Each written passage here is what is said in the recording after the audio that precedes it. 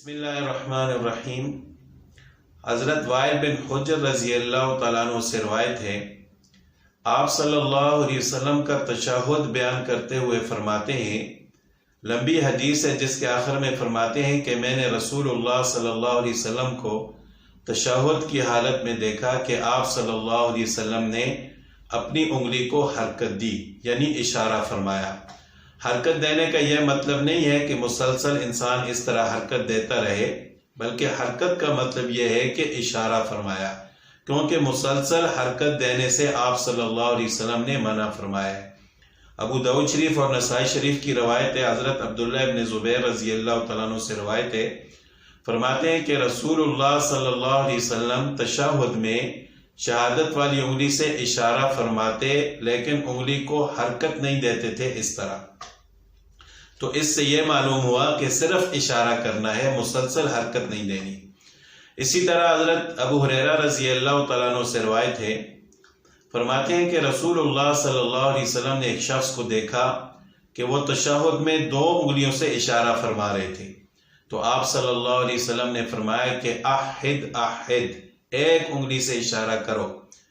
तो तशहुद में दाएं हाथ की शहादत वाली उंगली से इशारा करना सुन्नत है, फर्ज या वाजिब नहीं है। अगर छूट जाए तो ना तो नमाज फासिद होती है और ना ही सजदा साहब वाजिब होता है, लेकिन जानबूझकर छोड़ना नहीं चाहिए। नमाज के दौरान हम जितनी ज्यादा सुन्नतों को जिंदा करेंगे, इतना ही अल्लाह ताला में ज्यादा अजर व सवाब अता फरमाएंगे। तो शहादत वाली उंगली से जब हम अशहदु अल्लाह पर पहुंचे तो इशारा करना, यानी उंगली को उठाना, और इल्लल्लाह पर उंगली को नीचे कर देना है। अब यह है कि इशारा करने का तरीका क्या है।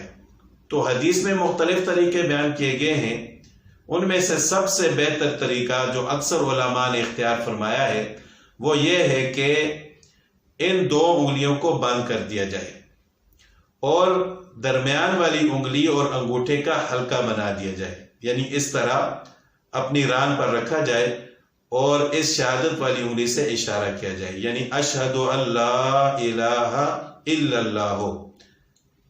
तो अगर उंगली को बिल्कुल नीचे कर दें तब भी ठीक है, अगर अपने हाथ पर छोड़ दें और खुद ब खुद जान तक उंगली आ जाए, यह तरीका भी दुरुस्त है। अगर हाथ सीधे कर दें तब भी दुरुस्त है। तमाम तरीके दुरुस्त हैं, लेकिन बेहतर तरीका यही है जो मैंने अर्ज किया है।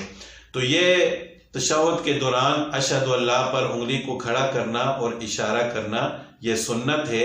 अगर खुद ब खुद कभी भूल कर रह जाए तो कोई हरज नहीं, लेकिन जानबूझकर नहीं छोड़ना चाहिए। अगर छूट जाए तो इस पर सजदा साहब भी वाजिब नहीं है। अल्लाह ताला अमल करने की